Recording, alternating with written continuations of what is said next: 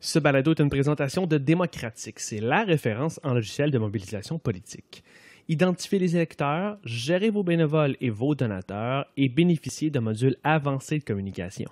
Allez vers la victoire en visitant démocratique.org/logiciel. Démocratique avec un K.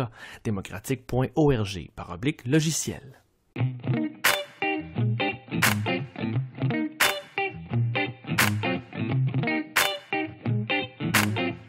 Nous sommes engagés publics. Bienvenue aux engagés publics. Ce soir, aux engagés publics, c'est Denis Martel au micro. Aujourd'hui, je suis avec Clément Laberge. Salut Clément. Salut. Et Jérémy Lepage. Salut Jérémy. Bonjour Denis, ça va bien? Ça va super bien. Yeah. Cette semaine, on revient sur les différentes courses qu'il y a, les courses à la direction. Il y en a une au PQ, il y en a aussi une au Parti conservateur du Canada et ça commence à prendre forme. On va aussi parler du creux historique que les libéraux québécois vivent actuellement et on va faire un petit tour du côté américain pour que Clément nous parle encore de Warren, de Quick Win, d'Alexandria Ocasio-Cortez et de Bouddha Juge. Hey les gars, donc content d'être avec vous ce soir. Est-ce que vous avez eu l'occasion d'écouter l'entrevue que j'ai eu la chance de faire avec Sol Zanetti? Je l'ai écouté la semaine passée. Ah oui, qu'est-ce que t'en as pensé, Jérémy? Ben, j'ai trouvé ça très bon. Moi, je trouvais un petit peu que Zanetti cherchait un peu ses mots. Je trouvais que tu étais un peu gentil avec lui aussi. Ah oui? Bon, des gars de Québec, qu'est-ce que je te dis? Il est toujours un peu trop gentil, Denis. Ouais, mais je comprends, Denis, il est pas là pour être méchant. Il s'amuse quand il enregistre le monde, je le comprends, c'est bien normal. Mais je trouvais ça très intéressant pour parler de ça. J'ai bien aimé aussi le fait que vous n'avez pas parlé de Catherine, à part juste à la fin. mais ouais, c'était vraiment le fun. Toi, Clément, comment t'as trouvé ça? Ouais, moi j'ai écouté ça au gym et puis ça m'aidait pas à pédaler, je te dirais. J'ai trouvé que Sol était beaucoup sur sa réserve, puis je m'attendais à un petit peu plus de muscles dans ses interventions là, pour un gars qui a une formation en philo et en politique comme lui. Mais cela dit, l'ensemble est intéressant, mais je trouve moi je suis resté sur ma faim pas mal. Fait que toi, tu pédalais pas, mais t'as trouvé que ça, lui, pédalait. Ouais, c'est pas mal bonne ça. Métaphore, ça. Qu'est-ce que tu dis, Jérémy? C'est une très bonne métaphore. Mais ouais, moi, un peu comme Clément, je trouvais qu'il cherchait un peu ses mots, comme s'il était un petit peu fatigué, comme s'il avait dormi 2-3 heures la veille. Ben, il faut savoir qu'il prenait l'avion pour le Chili dans l'heure qui suivait. Je ne sais pas si ça a un impact, mais peu importe. Et puis c'est paradoxal parce que moi, j'ai trouvé que j'ai été dur. Ça vous donne une idée. C'est le fun d'avoir Non, tu n'as pas été dur. La prochaine fois, paye-toi à traite. OK, maintenant, allons-y avec notre premier bloc, en fait, où on va parler de la course à la direction pour le Parti québécois. On a Paul Saint-Pierre Plamondon, Frédéric Bastien et Sylvain Gaudreault qui sont déjà sur la ligne de départ. On est toujours en attente d'une confirmation de Guy Nantel et de Stéphane Anfield. On avait déjà même, il y a des propos là, qui ont été lancés par Gaudreault dernièrement qui nous disait que l'indépendance était un outil qui allait nous donner le pouvoir de combattre la crise climatique et où il a fait des reproche aussi à Legault qui, selon lui, aurait dû garder ses distances avec l'entreprise GNL. Clément, est-ce que cette course a le potentiel de raviver la flamme péquiste, selon toi? Ben, je l'espère. Je l'espère. Maintenant, c'est pas évident. Tu sais, les obstacles sont nombreux. Puis, on va reparler tantôt de la course à l'investiture démocrate. On va voir que les dangers sont grands dans une course à la chefferie d'un parti. Mais même si c'est pas évident, je pense que les candidats sont conscients de la responsabilité qu'ils ont. Puis, je trouve pour le moment que ça s'annonce bien. Je lisais dans la presse cette semaine que les gens ne s'attendaient pas à une course à 5 avec des profils nouveaux. Moi, je ne suis pas totalement surpris. Je pense que l'importance que le PQ a eue dans les 50 dernières années au Québec intéresse encore des gens. Il y a des gens qui savent qu'on peut bâtir sur tout ça.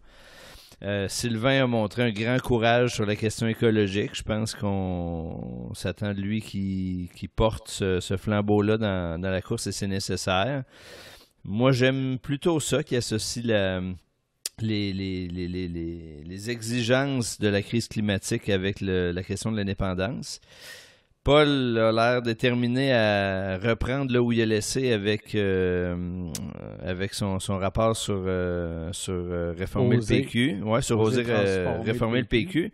Puis, je pense qu'il va aller plus loin. Puis moi, je suis de ceux qui pensent que la métamorphose du PQ n'est pas finie, qu'il ne faut pas s'arrêter là, il faut continuer. Puis, je pense que Paul peut jouer un rôle essentiel pour ça. Je l'avais appuyé la dernière fois, puis je continue à m'intéresser beaucoup à la part qu'il peut avoir dans la suite. Puis, les trois autres, je les connais beaucoup moins, mais je lisais Frédéric Bastien ce matin dans Le Devoir sur la réforme du mode de scrutin, puis je suis assez impressionné. Je ne suis pas d'accord avec lui, mais je trouve qu'il apporte un point de vue bien articulé, nécessaire. Ça se peut-tu qu'il passe mieux à l'écrit qu'en personne, Frédéric Bastien? Ben, c'est possible. Moi, je le connais pas beaucoup, mais en tout cas, son texte d'aujourd'hui montrait qu'il n'a pas improvisé son arrivée dans la course, là. Il est prêt, il a l'intention de faire la différence. Il a l'air d'être prêt à aller sur les terrains inhabituels du PQ. Moi, je suis capable de saluer l'arrivée de quelqu'un dans une course, même quand c'est quelqu'un avec qui a priori, je suis en désaccord. Fait que, et contrairement à moi avec Sol, il a été plutôt dur avec Jean-François Lisée, non? Ah oui, il a été très dur avec Jean-François Lisée. Puis moi, je pense qu'il va être très dur avec tous ceux qui vont essayer de défendre l'héritage récent du PQ. Puis s'il nous oblige à regarder dans les yeux les défis puis les démons qui nous ont terrassés dans les derniers mois, ben tant mieux qu'on en parle. Moi, en tout cas, une chose est certaine, le PQ revit et redevient une force sérieuse ou meurt avec cette course-là. Pour moi, c'est clair qu'il y a rien entre les deux. Jay, est-ce que le PQ revit dans le contexte de la course qui s'annonce? C'est une très bonne question. Moi, je pense que je suis pas aussi... j'ai pas autant d'optimisme par rapport à ça que Clément. Je vois le Parti québécois aller, puis je suis allé dans les derniers congrès, je me faisais un petit peu plus invisible, j'essayais comme de vraiment analyser ça d'un point de vue objectif, à peu près comme quand j'avais 17, 18, 19 ans, j'y allais vraiment comme par amour pour l'indépendance du Québec, puis moi, tu y allais pourquoi maintenant? J'y allais parce que c'était ma famille politique, puis moi, je reste amoureux de tout ce monde-là, tu sais, je veux dire, j'ai beaucoup d'amis, j'ai beaucoup de contacts là-bas, puis j'ai du plaisir à côtoyer ce monde-là, mais je sens vraiment plus, j'ai vraiment plus le même feeling que j'avais quand j'étais jeune. J'ai l'impression, malheureusement, que c'est moins crédible, puis ça, on en a déjà parlé 1000 fois. Puis là, par rapport à la course à chefferie, de savoir si ça va ramener le Parti québécois comme il l'était, ou même plus qu'il l'était, on va dire, c'est comme si j'ai des doutes là-dessus. J'ai pas l'impression que le fait que Sylvain Gaudreault, Paul Saint-Pierre Plamondon, peut-être Bastien ou Guy Nantel va susciter un point d'intérêt pour que le Parti québécois se sorte de ce gouffre-là, mettons. Je sais pas, pour moi, c'est comme... on pouvait comme déjà s'y attendre, voilà, comme 3-4 mois, que Gaudreault allait y aller, puis que Paul pouvait peut-être se présenter. J'ai pas l'impression que c'est si extraordinaire que ça. Puis moi, surtout, ce que je plains, c'est de... Tu sais, je me permets, je trouve que je suis quand même très critique, puis je me permets d'être critique, puis pour moi, c'est correct d'être critique, surtout à l'étape où on est présentement, où l'indépendance se situe, puis où le Parti québécois est. Mais j'ai vécu tout ce temps-là des 6 derniers mois, des 8 derniers mois de réforme péquiste comme à l'intérieur, puis on a dit comme avant, OK, on va changer, là, OK, c'est cette date-là qu'on va changer, là, après, c'est... OK, ben c'est comme là, OK, c'est demain, OK, on est demain, OK, on a changé, c'est fait, Puis, bon, ben aimez-nous, tu comprends, aimez-nous, ça a on est changé? nouveau. Puis moi, j'ai pas l'impression que ça a changé, j'ai pas vu des grosses pins d'indépendance de OK, on va faire ça, le jour où le Québec va être indépendant, la monnaie, ça va faire ça, je veux dire, le Québec indépendant au jour 1 par rapport à sa dette, qu'est-ce que ça va faire à court, moyen, long terme? Moi, c'est des affaires concrètes comme ça, j'ai envie de voir, tu comprends? Jérémy, si je comprends bien ce que tu dis, c'est pour toi, le projet que le PQ propose n'est pas plus clair aujourd'hui qu'il l'était il y a 6 mois ou 1 an ou 2 ans. Exactement. On a peut-être des meilleurs statuts. Pour ça, je suis Mais d'accord là, avec toi. Vous voulez pas leur donner la chance de se trouver un chef avant d'en arriver à un jugement aussi dur? Je veux bien, Denis, mais ce qu'on a dit avant de se trouver un chef, c'était on va se définir nous-mêmes, puis après, on va trouver un chef. Puis là, ce qu'on vient de faire, c'est on s'est défini nous-mêmes, puis j'ai pas l'impression que ça ait tant changé que ça. Tu sais, ce qu'on va dire, c'est on est plus pour égalité homme-femme, on est plus pour l'environnement, mais on est Et moi, j'étais déjà pro-égalité homme-femme, j'étais déjà environnementaliste, puis il y en avait déjà beaucoup qui étaient comme ça. Puis là, on fait juste redire un peu les mêmes phrases. Puis là, on va se trouver notre chef, puis tu sais, la phrase on va se définir avant de se trouver un chef, ben on l'a comme déjà Tu le passé, cherches encore. je le Parlant cherche encore. d'égalité homme-femme, est-ce que vous croyez qu'on a une chance d'avoir une candidate dans cette course-là? Ça, c'est un autre enjeu. Moi, je trouve ça plate qu'il n'y ait pas de femmes qui se lancent. J'aurais bien aimé ça qu'il y en ait. Minimum une, plusieurs, ça aurait ajouté de la couleur, ça aurait ajouté du plaisir. Là, dans un parti qui vient de se refonder en se disant que c'est très féministe, puis moi, le Parti québécois, je sais qu'il est féministe, puis il l'est fondamentalement, puis ceux qui ont beaucoup d'influence à l'intérieur de ce parti-là le sont. Sauf qu'on a encore la cave, parce que là, il y a juste des gars qui se présentent, puis malheureusement, c'est toujours cette petite gamique d'image-là qui vient un peu comme piler sur la crédibilité du Parti québécois, puis je trouve ça plat. Clément, partages-tu tout ce constat dur? Oui, Jérémy est très dur ce soir. Ouais. Puis je suis capable de l'être aussi à l'occasion. Peut-être que c'est l'âge qui me rend plus patient. Là. Je sais pas où résigner. C'est peut-être parce que je suis jeune, moi je suis impatient. C'est peut-être ça aussi. Non, mais j'ai quand même observé que tu parles de quand tu avais 17 ans comme un lointain passé. Ouais. Mais cela étant dit, c'est quoi c'est quoi pour toi, Jérémy, le rôle d'un chef? Parce que tu sais, j'entends ton impatience sur le fait qu'on a dit qu'on allait se réformer, se donner une nouvelle structure, un nouveau programme, en tout cas des nouvelles bases, puis là qu'on repart sur un nouveau chef. Mais c'est quoi le rôle comment tu définirais le rôle qu'on attend d'un chef d'un parti politique? D'autant qu'on va reparler tantôt sur les conservateurs, on va reparler sur les libéraux. C'est quoi aujourd'hui le rôle d'un chef dans un parti politique? Un chef, c'est sûr qu'il va teinter à sa saveur, à sa couleur, l'image du parti. Fait que c'est sûr que je m'attends à ce qu'il vienne un peu dicter le ton, qu'il vienne l'aider à sa façon le parti, sauf qu'il y a des bases fondamentales, mettons, comme par exemple, est-ce qu'on fait l'indépendance là ou on la repousse dans un deuxième mandat, qui ça se doit d'être défini selon moi. Mais ça devrait pas être le chef qui nous relance là-dessus, étant donné, comme tu le disais tantôt, que ça a été un des éléments d'orientation numéro 1 qui a été remis de l'avant par le parti, qui, comme tu nous l'as si bien fait remarquer il y a 2 minutes, doit se définir. Il devait se définir avant même de se trouver un chef. Puis, je te dirais, je suis assez d'accord avec ton propos là-dessus. Donc, l'indépendance, elle se doit d'être de l'avant maintenant, non? Oui, ben moi, c'est ça que je souhaite, mais moi, ce que je souhaite, là, c'est plus qu'on soit comme, OK, qu'est-ce qu'un gouvernement devrait faire? Qu'est-ce qu'un Québec pays devrait faire face à tel enjeu? On devrait toujours prendre une position en fonction de l'indépendance. Puis oui, il faut gouverner, mais genre, notre plateforme en tant que parti indépendantiste qui ose dire qu'il est le parti du Rassemblement indépendantiste devrait, genre, de façon minimale, avoir une ligne sur comme tous les enjeux sociaux, autochtones, environnement, politique, histoire, n'importe quoi, sur quand le Québec va être indépendant, on va faire ça de telle façon puis de telle façon. Puis c'est pas ça que j'ai l'impression que le Parti québécois fait, et j'ai pas l'impression que c'est ce qu'ils ont envie de faire non plus. J'ai l'impression que ça... J'ai pas l'impression que ça avance, puis ça me frustre. C'est ça le problème. Moi, j'ai l'impression, puis je parle à du monde, moi je suis en Estrie, peut-être que je suis dans ma bûche, dans un écho, mais il y a beaucoup d'indépendantistes. Il n'y a pas beaucoup de péquistes. Il n'y a pas beaucoup de... Jay est en Estrie. Ouais, moi je suis en Estrie, OK? Puis, il y a des indépendantistes à Québec solidaire, au PQ, à CAQ, il y en a qui sont orphelins, mais il y a plus d'indépendantistes que d'indépendantistes, genre, associés à un parti. C'est plate, mais genre, on rentre d'un cycle, d'un vibe où les gens se sentent un peu orphelins politiques, peut-être comme Paul, il l'était avant de se relancer dans le PQ. On rentre dans un vibe où on rentre plus dans un mouvement indépendantiste que de façon partisane. Ça, c'est, en tout cas, je ne sais pas que ça va faire pour la suite des choses, mais pour moi, ça devrait être un incitatif énorme pour les partis politiques de faire en sorte qu'ils définissent leurs orientations en fonction d'un Québec pays et non d'un Québec province qui gouverne. Mais écoute, ça, tu sais, on l'a entendu depuis des années. Ouais. Moi, tu vois, ma façon de l'exprimer par rapport à ça, c'est que moi, mes attentes dans une course comme celle-là, puis là, c'est parce que c'est un parti dont je suis plus proche, mais pour moi, c'est la même chose chez les libéraux qui sont dans une situation bien plus difficile encore, puis les conservateurs, c'est... ce que j'attends d'un chef dans la dynamique que tu as dit, à plus forte raison, c'est un chef qui va proposer des choses.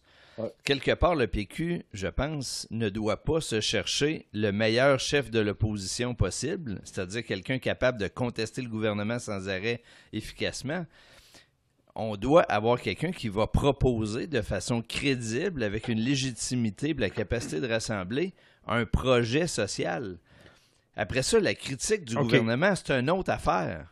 Ouais. Ça, là, je vais faire du pouce là-dessus. Donc, puis je vous demande, les gars, de vous commettre, OK, je le sais que c'est difficile, mais ce chef-là, Clément, c'est, selon toi, dans la gang qu'on a là, c'est lequel?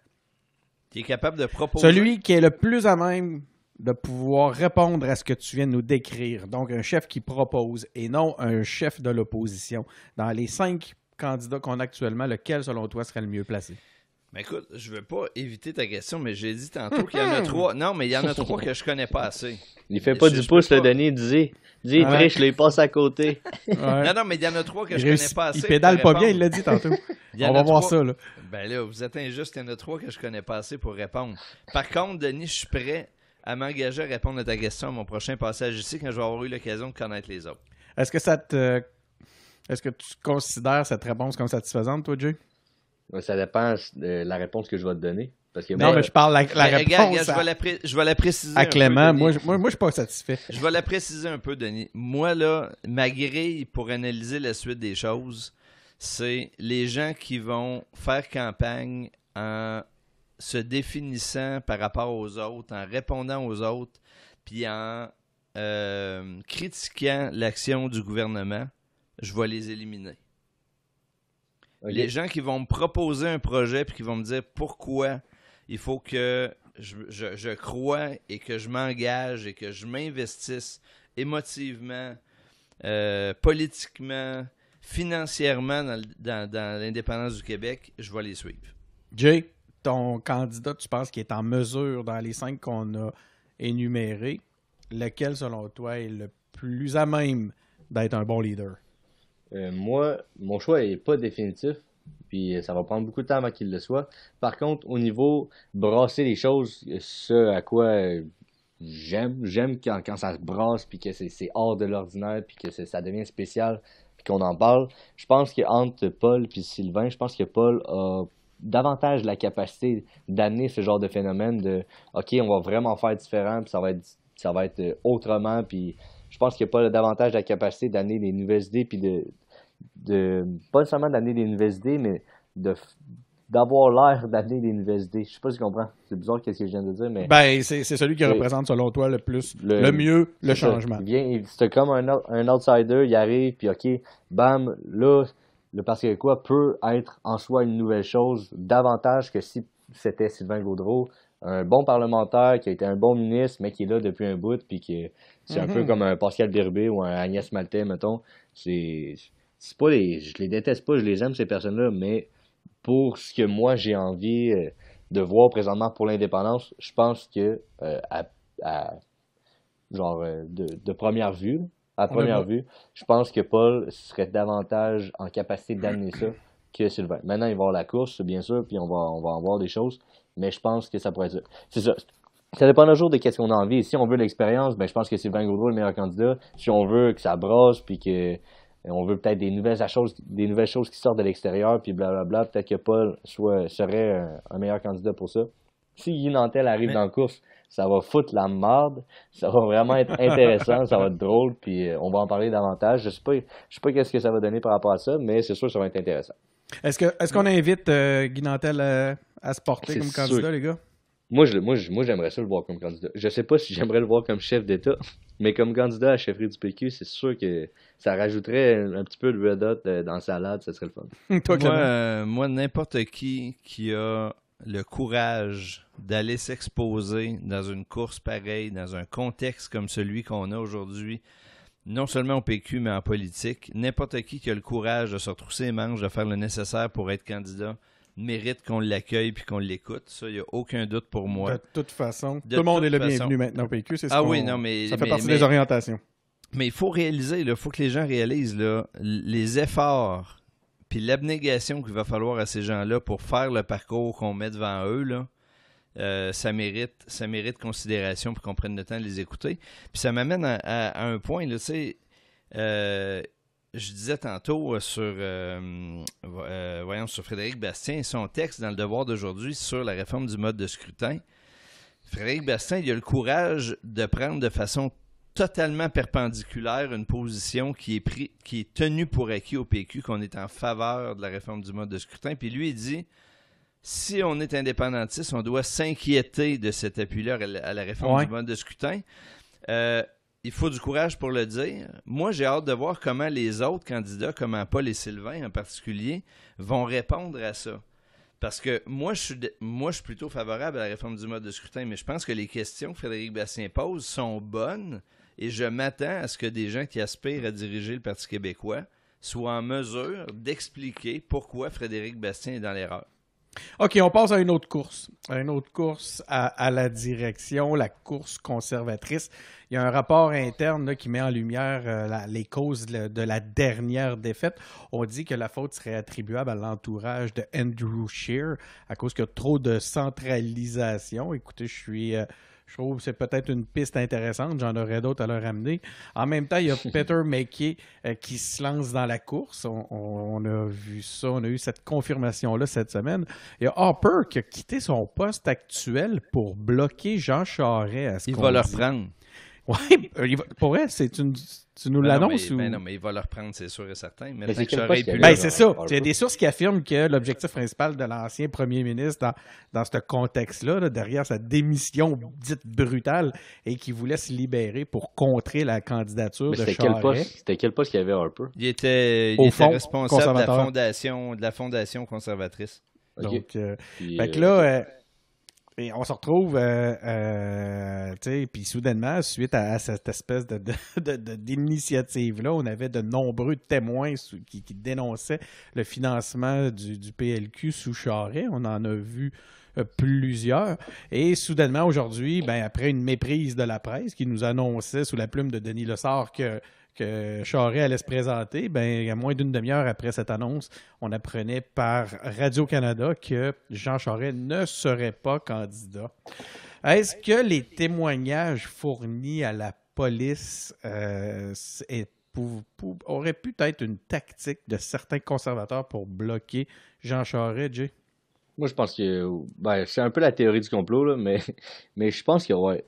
Parce que du moment où Harper, moi, je suis sûr qu'il y a énormément d'influence encore au Parti conservateur. Puis si lui, il s'est fermement canté contre Jean Charest, puis que son point faible, c'est toutes les allégations autour de la corruption. Tu sais, moi, au début, j'étais le premier à dire, si j'étais un conservateur, je le voudrais Jean Charest, parce que tu gardes toute l'homogénéité des votes de l'Ouest, puis tu vas en chercher dans l'Est, puis bam, un Parti conservateur au fédéral. Mais en même temps, je repensais à ça, puis je me disais... tous les scandales de corruption, ça vient du Parti libéral, puis là, tu nommerais comme un chef conservateur qui serait Jean Charest, qui amènerait tous ces problèmes-là du côté conservateur. Tu veux vraiment pas ça de ton bord.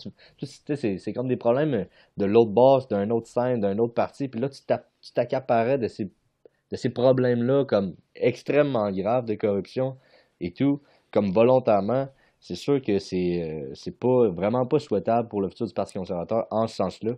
Fait que moi, je suis sûr que ça pourrait avoir un lien fort avec le fait que, finalement, tu sais, je veux dire, j'ai écouté la petite entrevue de Jean Charest là, qui a faite, je pense, récemment, aujourd'hui ou hier.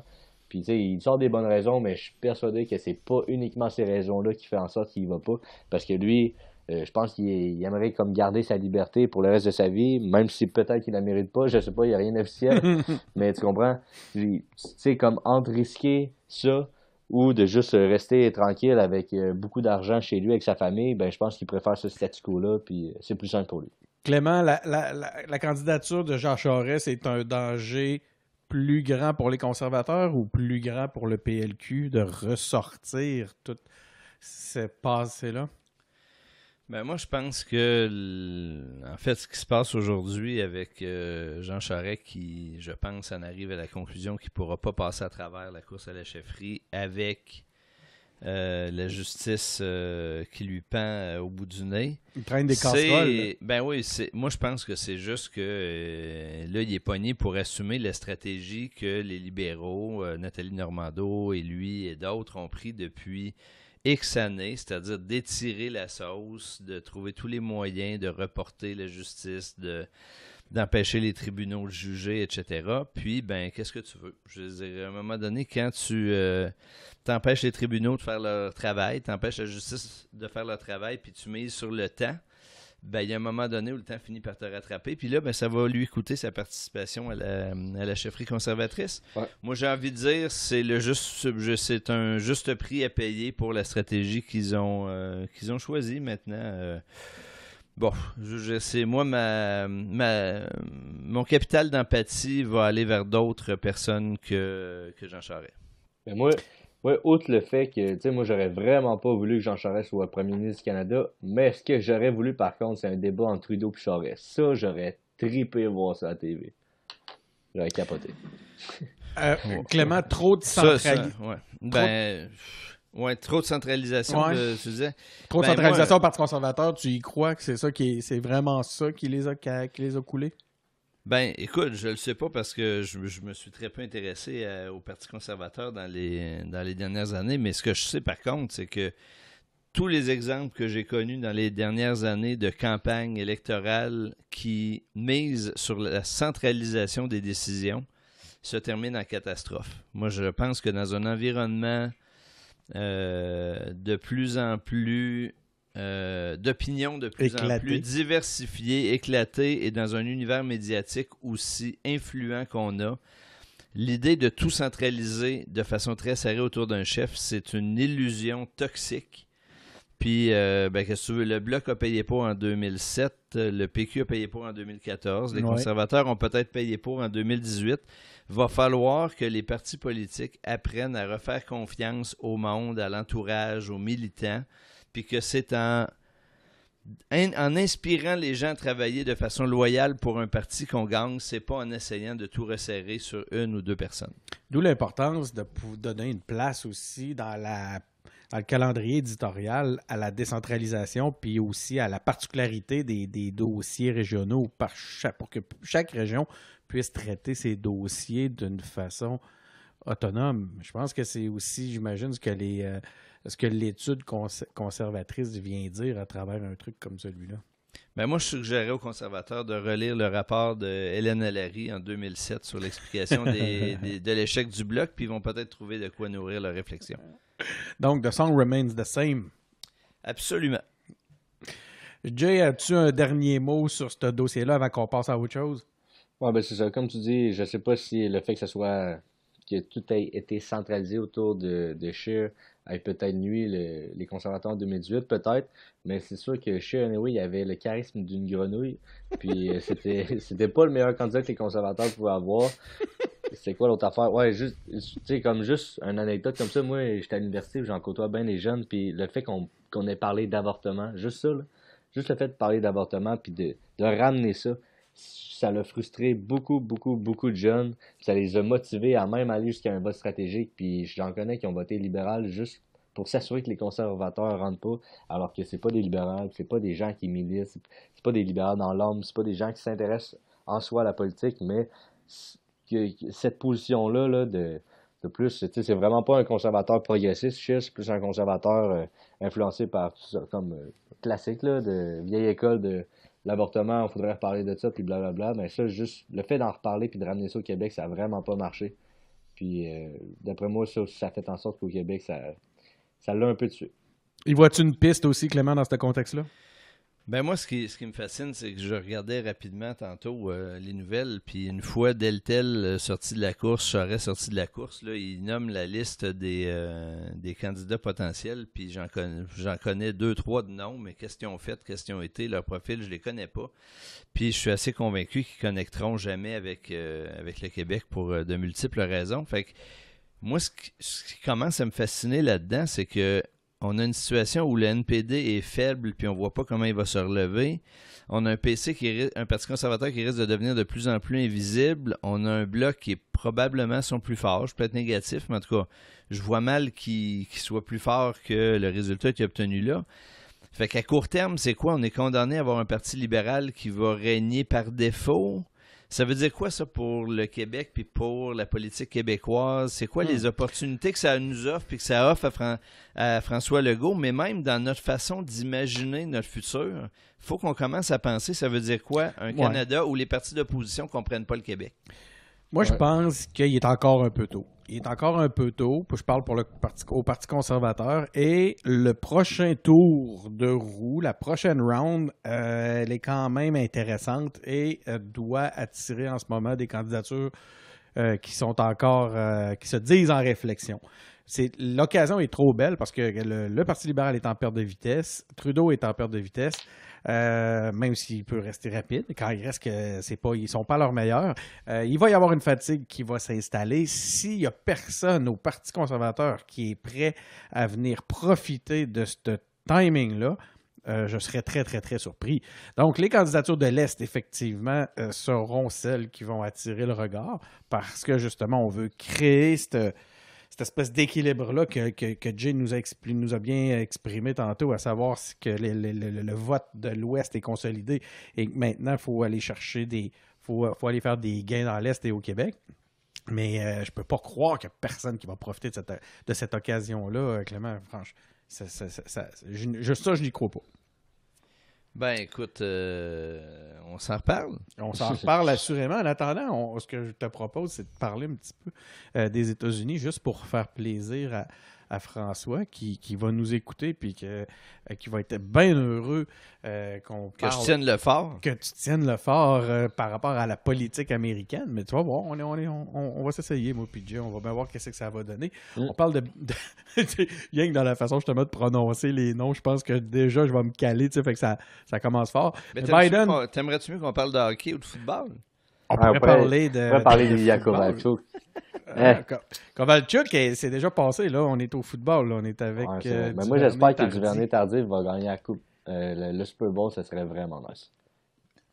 On le souhaite tous parce qu'il inspire plusieurs jeunes ici au Québec de par ses performances et de ses accomplissements. Sinon, il y a Biden qui est toujours premier dans plusieurs primaires démocrates. Par contre, Sanders remonte vite et dépasse déjà dans les trois premières primaires. Il y a Warren, que j'appelle Quick Win, et Hillary Clinton qui s'en prennent d'ailleurs à Bernard Sanders. Warren a affirmé que Sanders lui avait dit en privé qu'une femme ne pourra jamais gagner la présidence. Ce que Sanders nie avoir dit catégoriquement. Dans un documentaire qui doit être diffusé très bientôt, Hillary disait devrait arriver avec un propos qui démontre que personne n'aime Bernard Sanders et qu'il n'a jamais rien réalisé. Fait que ça vous donne un peu une idée sur l'ambiance qui règne au Parti démocrate et qui est le réel ennemi, Henri. C'est pas Trump l'ennemi. L'ennemi, c'est Bernard Sanders. Donc, début du procès en destitution contre Trump aussi au Sénat. On va de petits à moyens rebondissements dans ce dossier, mais on dirait qu'on en est déjà lassé. Clément, pourquoi l'establishment attaque autant mon cher Bernard Sanders, que j'adore? Ben écoute, moi je trouve la tournure que prend cette investiture-là pour le moment terriblement déprimante. Là. Je veux dire, les démocrates font tout pour que Trump soit réélu en novembre prochain. Ils ont le temps de se faire détester. Hein? Non, mais je veux dire, c'est terrible. Tu sais, nous autres, on aime ça, on connaît les gens, on commente, on a le goût de lire et tout, mais le citoyen qui suit ça d'un peu loin, parce que ça doit pas être différent aux États-Unis d'ici, les démocrates se comportent comme les péquistes se sont comportés dans les pires moments. Là, je veux dire, puis ils font peut-être un peu mieux. Fait que moi là-dessus, je sais pas trop quoi penser de l'ensemble. On dirait que le parti est laissé sans aucun leadership. Il y a comme personne en dehors des candidats pour essayer de ramener les gens à la raison. Est-ce que c'est parce que toute l'intelligence du parti est occupée à essayer de gérer la destitution? Si c'est le cas, c'est une stratégie qui va s'être retournée contre les démocrates parce que, de toute évidence, ils vont perdre ce pari-là aussi. Fait que moi, ma seule conviction à ce stade-ci, c'est que ça se passera pas comme c'était prévu. Moi, je parierais que Biden ne sera pas le candidat démocrate. Je parierais que Bernie Sanders ne le sera pas non plus parce que ça va être des attaques sanglantes sans arrêt. Est-ce que Elizabeth Warren, qui était peut-être la 3e vue dans la liste au départ, va s'en sortir? Je le sais pas. Moi, je pense qu'il faut continuer. Il faut commencer à regarder les gens qui seront les situations de repli puis de rassemblement, les alternatives. On va assister bientôt à l'offensive de Bloomberg. Ben, c'est sûr que Bloomberg, il ne faut pas le perdre de vue. Il y a les moyens, il est modéré, ça pourrait arriver. Il n'a pas fait un achat de placement publicitaire pour le Super Bowl. Super Bowl, oui, justement, on parlait de football tantôt, comme quoi... Il va dépenser à fond perdu. Là. Lui, c'est son occasion. Moi, je ne trouverais pas ça très stimulant, mais je pense qu'il ne faut pas le donner pour gagner. Après ça, ben il y a Buttigieg que je suis depuis le début puis que je trouve bien intéressant, mais a-t-il des chances? Ça serait étonnant. Bref, moi, je pense qu'il faut de plus en plus se préparer à 4 ans de plus avec Trump. Puis ça paraît l'idée qu'il va falloir que le monde compose avec ça puis que les démocrates auront une immense responsabilité historique et que là, ben, ils vont devoir se remettre en question. Mais ils auront peut-être perdu, mais ils vont avoir eu raison. Ouais, mais c'est ça l'affaire. Ouais, c'est ça. C'est ça. Jay, peut-être que Jean Charest pourrait être une alternative en 2026. On va voir. Il va y rester à peu près juste ça. On va peut-être qu'il va traverser. Jay, as-tu envie d'intervenir sur le dossier chez nos voisins? As-tu quelque chose à nous dire à ce propos? Ben, moi, je suis pas un calé de la politique américaine, sauf que j'ai toujours fait un parallèle, je sais pas si c'est si intéressant à faire que ça, mais j'ai toujours fait un parallèle dans ma tête entre Bernie Sanders puis Mélenchon en France, où c'était des candidats un petit peu plus progressistes, plus de gauche, qui misent vraiment sur la collectivité, qui misent sur l'intervention de l'État. Puis j'aimerais ça voir un gars de la philosophie de Bernie Sanders. Par exemple, aux États-Unis, ça ferait un gros clash avec ce qu'on est habitué de voir, surtout avec Donald Trump depuis les 3-4 dernières années. J'aimerais ça voir qu'est-ce que ça pourrait faire. Je sais qu'il y en a plein qui vont dire « Ah, il est vieux », mais d'apporter ce genre d'idée-là aux États-Unis, ça pourrait changer vraiment la dynamique mondiale, surtout avec live présentement, Donald Trump, ou de l'incertitude des guerres commerciales avec la Chine, où, en plus, juste comme pour leur pays, leur ratio dette PIB a explosé aux États-Unis. C'est vraiment pas un bon climat de commerce international puis d'économie mondiale. J'aimerais ça voir... moi, j'aimerais vraiment... C'est ça. J'aimerais ça vivre, surtout dans mon parcours où j'étudie en économie présentement, vivre comme l'ascension d'une philosophie plus de gauche aux États-Unis sur la dynamique mondiale. Ça, j'aimerais vraiment voir ça. Je sais pas si ça va se faire, mais j'aimerais voir ça. Mais moi, je te dirais, sois patient, peut-être dans 5 ans. Ben là, Bernie Sanders dans 5 ans. Parce que moi, ben non, pas bien. Regarde, celle-là, tu m'offres sur un plateau d'argent l'occasion de parler d'Alexandria Ocasio-Cortez. Mais, non, mais blague à part. Non, attends, non, je trouve le pont très, très intéressant, puis on va y venir. Je te laisse aller, mais je vais vous amener là, moi. Mais c'est moi, ce que j'allais dire, c'est que moi, ce qui m'inquiète, c'est que devant le délire, en tout cas, moi, ce que je vais qualifier de délire des démocrates qui s'attaquent avec une férocité et une méchanceté qui est tellement pas de nature à ramener les gens vers eux. Moi, tu sais, ce qui m'inquiète profondément, tu sais, puis là, n'utilisons pas cet extrait hors de contexte, mais moi, ce qui m'inquiète, c'est que dans l'actualité ces temps-ci, je me surprends parfois à être d'accord avec Trump quand il commande ce qui se passe chez les démocrates. Moi, je vais prendre ça, je vais le prendre hors contexte, puis je vais dire ça à tout le monde. Mais c'est épouvantable. Moi, il y a des jours où, autant sur les questions d'environnement et tout, je me dis, écoute, je comprends qu'il puisse rejoindre une grande majorité de la population. Moi, je suis dans les limites de me dire, ce gars-là a plus de bon sens que certaines affirmations qui sont faites chez les démocrates. Mais ouais, c'est pas vous, dois-je m'inquiéter, docteur? Non, mais pour vrai, je sais pas, Clément, si t'as écouté la radio hier, c'est pour ça que tu dis ça. Mais moi, hier, moi, je suis professeur de danse country, comme je vous ai déjà dit, puis j'ai fait 30 minutes de char hier pour aller travailler, puis il parlait justement de ça, comme quoi Trump, ouais, il est peut-être un masochiste, sexiste, raciste, mais il rejoint les gens. Puis même s'il règle pas la misère depuis qu'il a été élu des gens, il rejoint les gens, puis les gens ont l'impression d'être compris par ce personnage-là. Puis ça fait en sorte que oui, comme tu dis, il y a bien des chances de se faire réélire à la prochaine élection. Puis c'est un phénomène, c'est un clown, c'est un personnage, mais ça marche, puis les gens se voient dans ce personnage-là. C'est ça qui est ultra intéressant, puis que ça dérive complètement de OK, telle promesse a été tenue, celle-là non, ce serait bon pour notre système de santé, ce serait bon pour l'économie. Là, on est même plus là. On est juste dans OK, lui, je l'aime, il paraît bien, il parle bien, bon petit charisme, je vote pour lui. On est vraiment là, on n'est plus dans la rationalité, là, c'est très, très émotif, là. Oui, mais émotif, tu sais, je vais prendre un cas, puis là, c'est polémique, puis écoute, va falloir détruire cet enregistrement de Denis après. Mais, tu sais, sur les questions d'environnement, là, on a un paquet de monde, là, au Québec, puis partout dans le monde, qui ne présente l'avenir que comme une inévitable apocalypse. Puis t'as Trump de l'autre bord qui dit faut arrêter d'écouter les gens qui annoncent l'apocalypse, puis la misère, puis les catastrophes, puis qu'on profite du moment présent, puis qu'on développe, puis qu'on fasse confiance à l'économie et tout.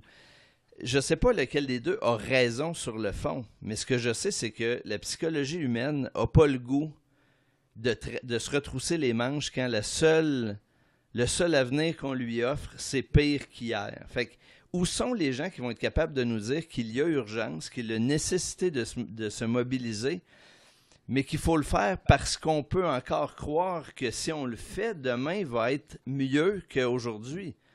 Mais... Sinon, les gens ils vont continuer à suivre Trump parce que, qu'est-ce que tu veux, le court terme l'emporte sur le long terme. Je trouve ça plate, mais c'est de même. Fait que là, il y a des gens qui n'ont pas compris la psychologie humaine, puis ils sont en train, par leur entêtement et alarmisme, de paver la voie à tous les Trump de ce monde. Mais ouais, mais je te comprends tellement. C'est drôle. OK, aujourd'hui, j'avais mon cours d'économie comportementale. On parlait justement de ça. Puis, on disait justement que les rapports du GIEC, ils en sortent à chaque année. Puis après, ils ont des COP 21, 22, 23 à Paris, puis en Espagne, puis à plein d'endroits dans le monde. Puis c'est toujours plus grave, c'est toujours plus alarmiste. C'est toujours comme, OK, le prix de la tonne pour le marché du carbone, ça devrait être 50$, puis après, c'est 300$, puis là, ça va être 1000$, puis c'est toujours de pire en pire. Puis ça fait qu'on devient de plus en plus, malheureusement, indifférent à ça. Comme, OK, on sait que ça va être, comme tu dis, ça va être la fin. Fait que check, puis ça fait 10 ans qu'on se dit que ça va être la fin. Fait qu'on est comme habitué de se dire qu'on va mourir, puis on meurt pas. Comme demain, je sais que je vais aller à l'école, puis tout. Puis, fait qu'on préfère se réconforter dans l'idée, c'est un biais cognitif, ça, de juste comme penser au moment présent. C'est psychologique. Puis de juste se dire, ben check, la technologie va régler ça, on laisse le marché aller, puis ça va régler le problème. Moi, personnellement, je pense pas que c'est en ne faisant rien que le problème va se régler, surtout dans un enjeu mondial de réchauffement climatique. Par exemple, je sais pas si vous vous souvenez de la crise économique de 1929-1930. J'étais pas personnellement là. Mais... On n'était pas là, mais ce qui s'est passé, Bernie Sanders était là. Bernie s'en souvient. À ce moment, on était vraiment dans l'économie classique, puis là, c'était comme le laisser-faire, puis ça l'a vraiment foutu à marde jusqu'à temps qu'on est reparti en guerre. Il y a eu beaucoup d'investissements des gouvernements, puis ça a relancé l'économie. Puis après, une autre crise un peu de ce genre-là avec le subprime, un petit peu différent, mais une autre grosse crise économique avec une récession en 2008 aux États-Unis. Puis contrairement à ce qu'ils ont fait dans les années 30, en 1930 ou au 20e siècle, ben ils ont intervenu dans l'État en utilisant des politiques plus keynésiennes, pour ceux qui, en tout cas, économiques, vraiment comme interventionnistes, exactement. Puis ça fait en sorte que une chance qu'ils ont fait ça, puis en tout cas, les résultats, les conclusions sont une chance que le gouvernement a intervenu, parce que sinon, ça aurait été vraiment la catastrophe. Puis moi, je pense que c'est un peu dans cette optique-là que la lutte au changement climatique, il faut le voir. Faut pas attendre que tout va se régler, puis il va y avoir un avènement technologique qui va faire en sorte que tout va se régler. Peut-être, mais d'ici là, on n'a pas le choix d'agir, parce que si ça marche pas, c'est l'espèce humaine au complet qui en dépend, puis ça, il faut pas l'oublier. Mais tu sais, Jérémy, moi je suis d'accord avec toi là, sur l'urgence.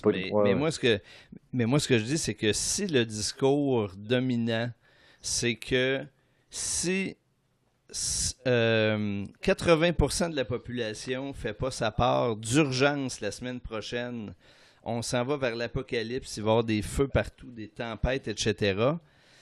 Ben, le citoyen moyen, là, l'idée que tout à coup, demain matin, 100% de la population va changer son style de vie à une semaine près parce que l'urgence est là, il ne croit pas. Je comprends. Probablement avec raison. Ouais. Et donc, le résultat de ça, il ne faut pas s'étonner que ce soit le repli sur soi, puis que ça va être chacun pour soi, puis chacun va protéger sa petite qualité de vie de son côté. Non, je comprends. La seule façon de s'en sortir, c'est de créer un contexte dans lequel les gens vont croire que si on se met en marche ensemble, on va arriver à améliorer les choses. Donc, ça nous prend une dynamique plus optimiste. En tout cas, moi, de mon point de vue, il n'y a pas le choix. Fait que Trump, lui, il surfe sur le fait que le discours qui lui est opposé, sur l'environnement et sur d'autres, c'est un discours tellement catastrophiste que les gens préfèrent fermer les yeux puis se jeter dans ses bras. Et puis ça, oui, mais c'est triste parce que c'est vrai. Ah, c'est triste. C'est triste, mais quand je dis que c'est vrai, c'est que c'est vrai qu'il y a des enjeux climatiques, puis que ça va être peut-être l'apocalypse, puis que pour vrai, dans 10-15 ans, on n'aura vraiment pas le même niveau de vie puis de liberté qu'on a en ce moment, parce qu'on va être contraint à des énormes contraintes juste pour survivre. Mais qu'on en soit rendu au point où on n'a tellement rien fait qu'on est à ce point-là différent, puis qu'on est rendu à un point où c'est tellement catastrophique qu'on ferme nos yeux. En 1944, là, l'avenir était sombre en bâtisse aussi. Oui, mais c'est pas parce que c'était sombre, on disait que c'était sombre dans le temps que c'est pas grave de dire qu'aujourd'hui c'est sombre. C'est pas ça que j'ai dit. Ce que j'ai dit, c'est que si on veut que les gens se mobilisent, c'est parce qu'il y a quelqu'un qui a continué de maintenir l'idée qu'en se retroussant les manches ensemble, on allait réussir à passer par-dessus. OK, les gars, vous parlez de catastrophe depuis tantôt. C'est une occasion idéale pour faire la transition vers mon prochain sujet. On va parler du Parti libéral du Québec. Elle est bonne, celle-là. Qui vit un creux historique. On les dit à 20 000 membres actuellement. Ça serait une catastrophe. Il est où, Ronnie, là? La formation a perdu 60% de ses membres en 5 ans. Est-ce que le parti... Moi, c'est le seul que je connais, d'ailleurs. Oui, vas-y, ouais. Non, je dis juste que Ronnie, c'est le seul membre que je connais. C'est le seul membre du Parti libéral que tu connais, mais ça, c'est ta bulle. Tu vis dans une chambre d'écho, Clément. Quoi qu'il en soit, est-ce que le Parti libéral du Québec est dans une plus mauvaise posture que le Parti québécois, Jay? C'est une très bonne question. Je dirais non. Parce que je connais mieux le Parti québécois que le Parti libéral. Puis tu penses que le Parti... Ah oui, puis tu penses qu'ils sont moins... Mais le Parti libéral, pour moi, ils ont une base vraiment solide, beaucoup plus solide. Tu sais, la base péquiste, là, aux dernières élections, elle s'est transférée à CAQ. J'ai vraiment l'impression que le fait que le Parti québécois s'est plus canté vers la gauche, puis je trouve pas que c'est une mauvaise chose, ben ça a fait en sorte qu'une base solide du Parti québécois est allée à la CAQ. Puis je pense que cette base solide-là du Parti libéral, d'anglophones, puis j'en connais des anglophones qui ne sont pas libéraux, mais je pense que les libéraux ont une bonne base, beaucoup plus solide que celle du Parti québécois, qui fait en sorte que sur ça, peut-être qu'ils sont capables de reconstruire. Maintenant, c'est sûr que leur base est, je pense, diamétralement différente de ce à quoi ils doivent travailler pour aller chercher des votes, soit le vote francophone. Mais je pense que, si exemple, là, j'avais à miser sur un cheval, là, je pense que je miserais davantage sur le cheval du Parti libéral du Québec que sur celui du Parti québécois. Es-tu d'accord avec ça, Clément? Pas en tout. Intéressant. Moi non plus, mais en fait, moi, je suis pas d'accord dans le sens où je suis d'accord sur le fait que le Parti libéral a une base beaucoup plus stable, mais je pense qu'ils ont un potentiel d'augmentation beaucoup plus limité. Je pense que l'équation qu'ils ont à résoudre pour élire un nouveau chef est beaucoup plus complexe que le Parti québécois. D'ailleurs, je pense que leur course, eux autres, elle est virtuellement commencée depuis plus longtemps que le PQ. Puis là, c'est tout juste, on a 2 candidats. On n'entend jamais parler en plus. Je pense qu'ils sont dans une situation très, très compliquée. Puis on va voir. Il ne faut pas les donner pour battus. Mais au moment où vont se déclencher les prochaines élections, là, moi, je suis pas sûr que les libéraux vont être plus près que le Parti québécois. Peut-être. Mais tu sais, moi, je l'espère. Moi, le Parti libéral, oublie pas, je les aime pas, tu sais. Faut pas l'oublier. Mais ils peuvent. Mais Jérémy, ils vont peut-être changer, eux autres aussi. Peut-être. Puis je les souhaite de changer pour le mieux, mais... Puis toi aussi, tu vas peut-être changer. Peut-être. Ouais, peut-être qu'un jour, Jérémy va faire des capsules web pour faire la promotion du Parti libéral du Québec. Ouais, ça m'étonnerait, ça. Ça c'est... si un jour je fais ça, Denis, il faut vraiment que tu me shakes bien comme faut. Kill me! Non, je pense pas que... Moi, de cœur, je vais toujours être indépendantiste. Je suis un amoureux du Québec, puis ça m'a vraiment fait de mal de voir les Patriotes se faire pendre quand j'avais 15 ans dans mon cours d'histoire. Puis pour l'histoire, pour l'environnement surtout, puis pour juste comme l'honneur, puis surtout pour une meilleure prospérité économique, c'est sûr qu'il faut que l'indépendance du Québec se passe, puis ait lieu.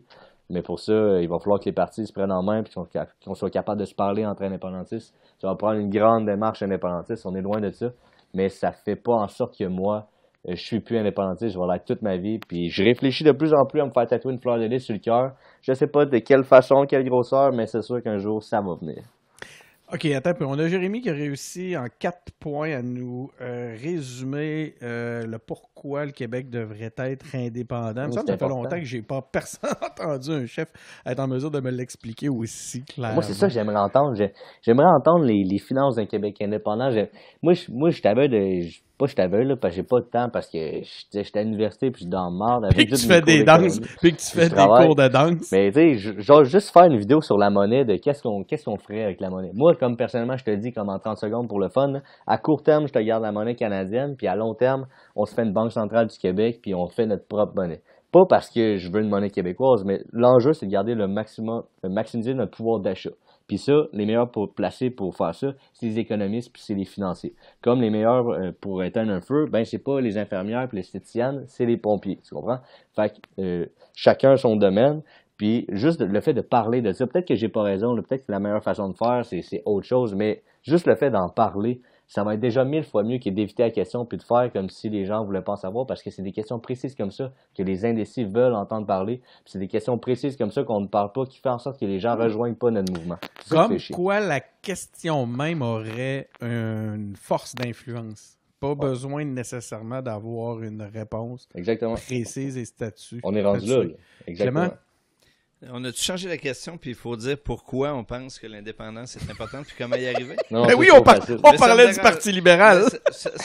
Ça me dérange pas, je veux juste être sûr, j'ai bien suivi.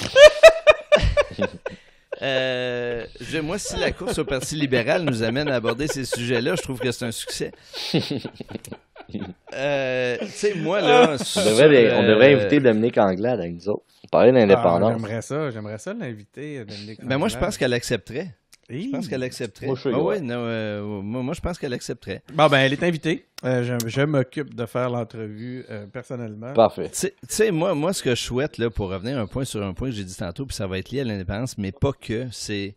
Moi, ce que j'espère, c'est que les gens qui vont être élus chefs des partis aujourd'hui, parce qu'ils vont tous changer, il y a juste François Legault qui est sûr de sa place, parce que même à QS, à la prochaine élection, eux autres, tu sais, ils ont un processus de roulement de leur porte-parole, on ne sait pas trop ça va être qui. Moi, ce que j'espère, c'est que les gens qui vont être les chefs ou les porte-parole de ces partis-là vont être capables de nous dire c'est quoi la vision du Québec qui les anime, eux, puis de dire...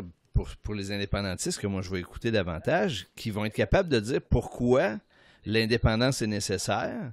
Puis après ça, à partir du moment où tu as dit « Moi, je crois dans un Québec qui a telle caractéristique et j'ai besoin de l'indépendance pour ça », tu es obligé de suivre la logique puis de dire « Pour faire l'indépendance, je pourrais pas juste travailler avec les gens qui partagent exactement ma vision du Québec de demain. Fait qu'il faut que je garde une vision ouverte pour rallier les gens qui ont des visions un peu différentes. Mais une fois qu'on va s'être donné l'indépendance, après ça, on va être capable de travailler chacun sur nos visions. Yep. Fait qu'il faut une vision claire de c'est quoi ton projet qui t'anime toi.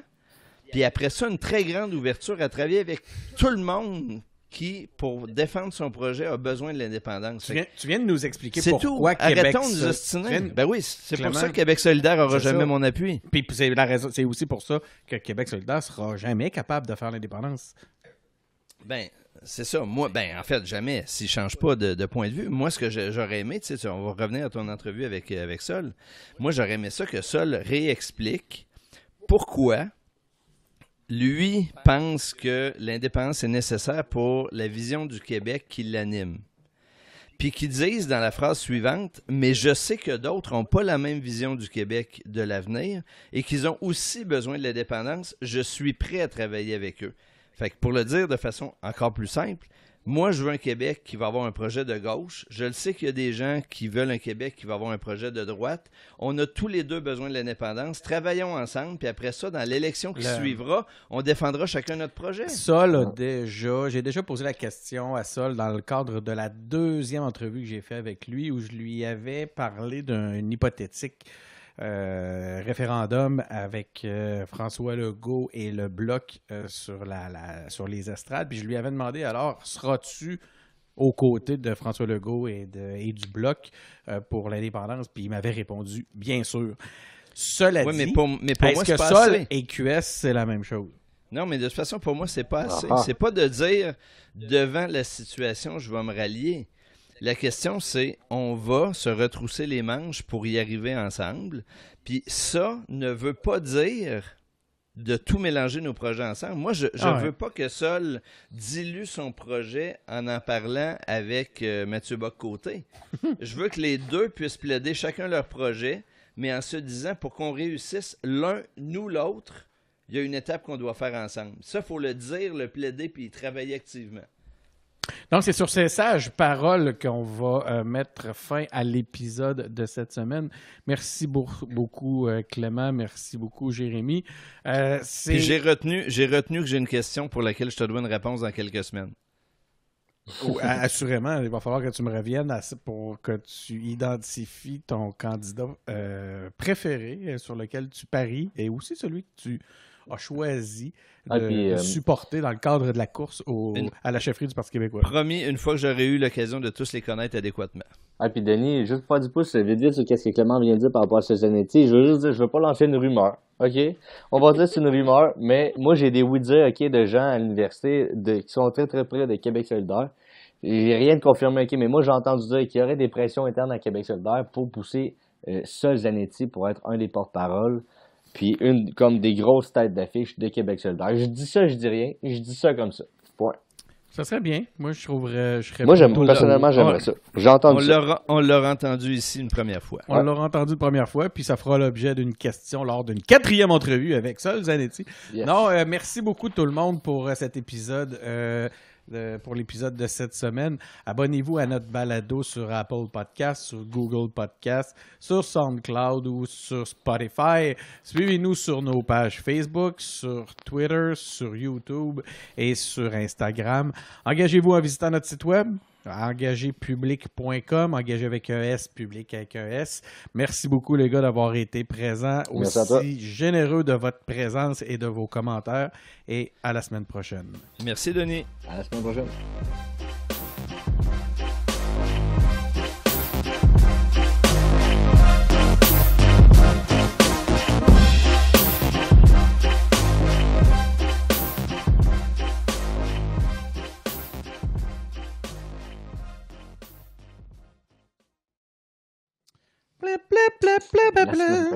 C'est sûrement pour la semaine prochaine.